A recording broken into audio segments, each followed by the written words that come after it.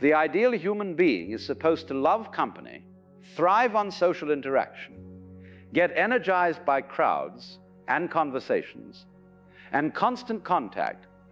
We're told that if you don't enjoy having people over, if you prefer your own company to the company of others, then something must be wrong with you. You must be broken somehow. You must need fixing. But here's the delicious irony. The people who feel most uncomfortable with visitors are often the ones who understand something profound about the nature of energy, about the architecture of the self, about the sacred quality of space. They're not running away from life, they're protecting something precious. They're honoring a truth that the constantly social, perpetually available, always entertaining crowd has completely forgotten. Your home is not just four walls and a roof. It's not just a place where you keep your furniture and sleep at night. Your home is you.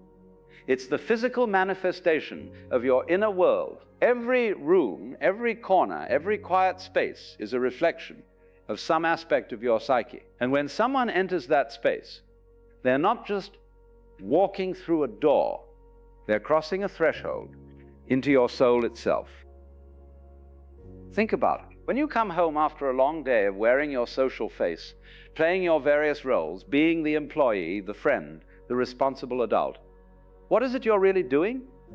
You're returning to yourself. You're taking off the mask. You're letting down the guard. You're finally breathing. Your home is where you stop performing and start being.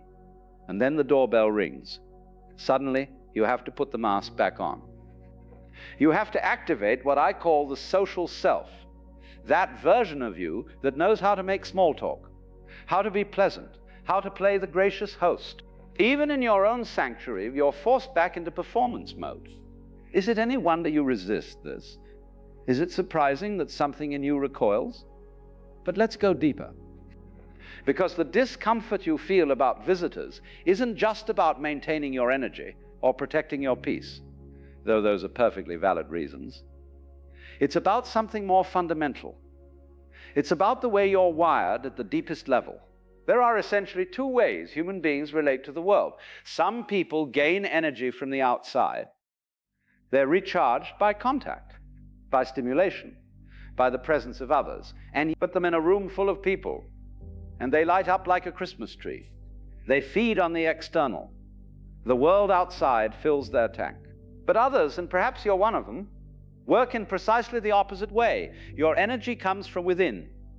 You're recharged by solitude, by silence, by the absence of external demands. The world outside doesn't fill you up. It drains you. And your home, your private space, is where you go to refill the well. When you understand this, the whole picture changes. You're not being difficult when you don't want visitors.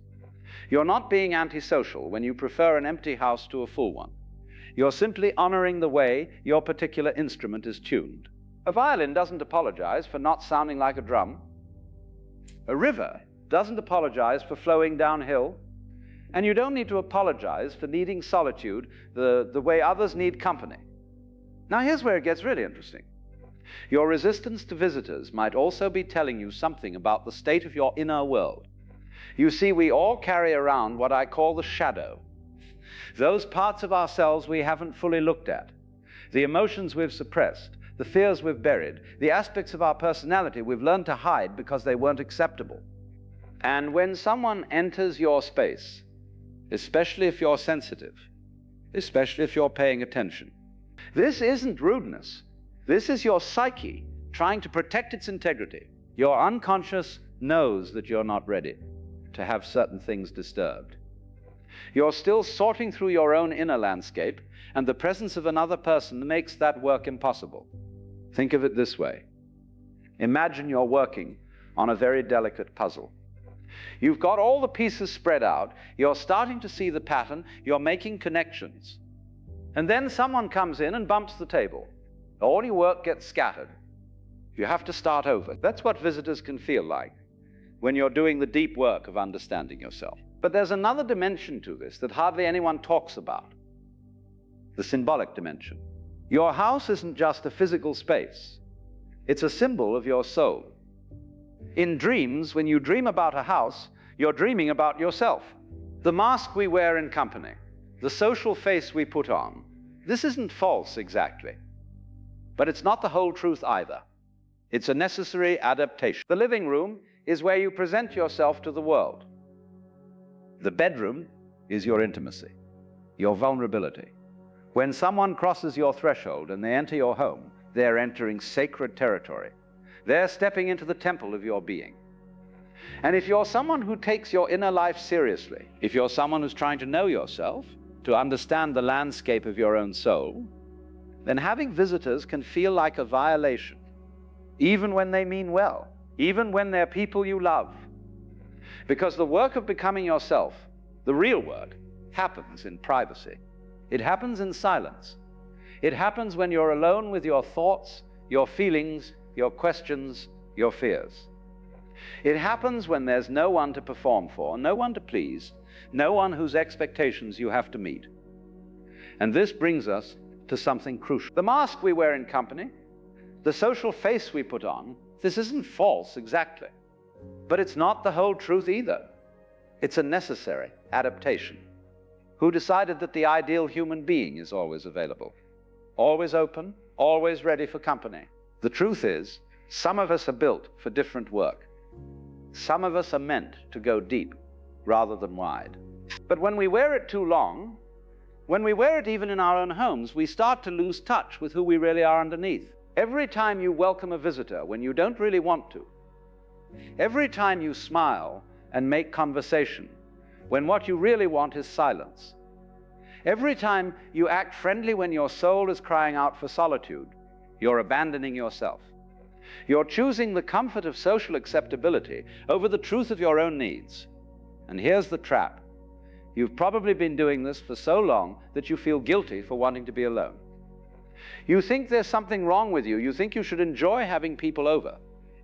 You should be more hospitable, more welcoming, more social. But who says? Who made that rule? Who decided that the ideal human being is always available, always open, always ready for company? The truth is, some of us are built for different work. Some of us are meant to go deep rather than wide. Some of us are meant to know a few people very well rather than many people superficially. Some of us are meant to spend long stretches alone, not because we hate people, but because solitude is where we do our most important work. There's an old archetype, an ancient pattern that appears in stories and myths across every culture: the hermit. The wise person who lives alone, who retreats from society, who finds wisdom in solitude. This figure isn't a failure. This figure isn't someone who couldn't make it in the world of people. You see, we live in a time when people are drowning in constant stimulation. Everyone is always available, always connected, always responding to the demands of others. The phone rings, the messages pile up, the obligations multiply. That part of you that doesn't want visitors isn't being difficult. It's answering an ancient call. It's following a path that leads inward rather than outward. It's listening to a voice that says, be still, be quiet, be alone. Because only in that stillness can you hear what your own soul is trying to tell you. Now, I'm not suggesting you become a complete recluse. I'm not saying you should cut yourself off from all human contact and live in a cave. Balance is necessary. Connection is beautiful. Relationships matter. But what I am saying is this: your need for solitude is not a problem to be fixed. Your resistance to visitors is not a character flaw. Your desire to protect your space is not selfishness. It's wisdom. You see, we live in a time when people are drowning in constant stimulation. Everyone is always available, always connected, always responding to the demands of others. The phone rings, the messages pile up, the obligations multiply. And people wonder why they feel exhausted, scattered, lost. They've forgotten how to be alone with themselves.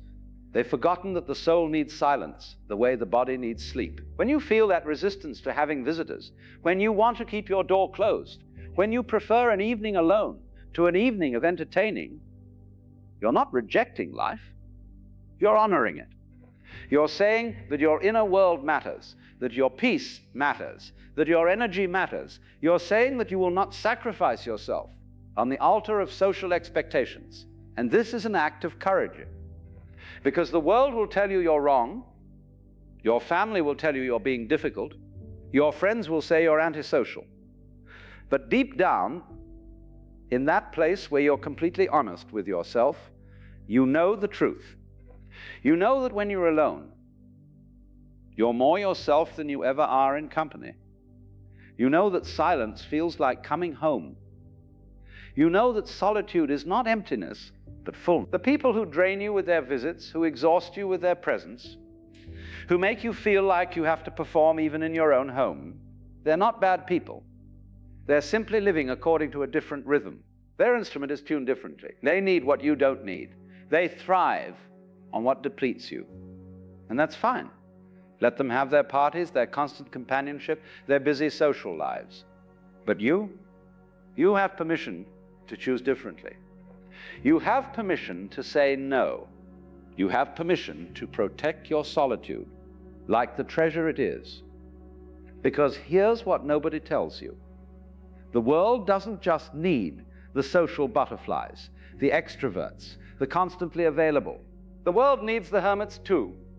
The world needs people who go deep, who think long thoughts, who sit with difficult questions, who aren't distracted by the constant noise of social obligation. The world needs people who know how to be alone without being lonely, who can find richness in silence, who can sit in an empty room and discover that the room is actually full. Your discomfort with visitors is pointing you toward your true nature. It's showing you that you're not meant to live on the surface, skimming along from one social interaction to the next. You're meant to dive deep. Don't call yourself antisocial, or difficult, or broken. Listen to what that resistance is telling you. It's telling you that you need to protect your inner world. It's telling you that your energy is precious. And when you honor this, when you stop fighting against your own nature, when you stop feeling guilty for wanting to be alone, something remarkable happens. You become more authentic. You become more present. When you do choose to be with others, you're truly there, not scattered, not depleted, not wishing you were somewhere else. You can give from a full cup instead of an empty one. But to fill that cup, you need silence. You need space. You need your home to be a sanctuary, not a stage. You need time when no one is asking anything of you, when no mask is required, when you can simply be. So the next time someone wants to visit and you feel that familiar resistance rising up, don't judge it. Don't call yourself antisocial or difficult or broken. Listen to what that resistance is telling you. It's telling you that you need to protect your inner world. It's telling you that your energy is precious. It's telling you that solitude is not selfish, but sacred. You are not obligated to open your door every time someone knocks. You are not required to be available, accommodating, perpetually welcoming. You are allowed to keep your space for yourself. You are allowed to say, not today, not now, maybe not ever. And anyone who truly cares about you will understand. Anyone who respects you will honor your boundaries. Anyone who sees your worth will not demand that you sacrifice your peace for their comfort. Your home is your temple. Your solitude is your practice. Your silence is your teacher. And the part of you that doesn't want visitors is not a problem. It's a guide. It's showing you the way home to yourself. So close the door if you need to. Turn off the lights. Let the phone ring. Sit in the quiet. Listen to the sound of your own breathing.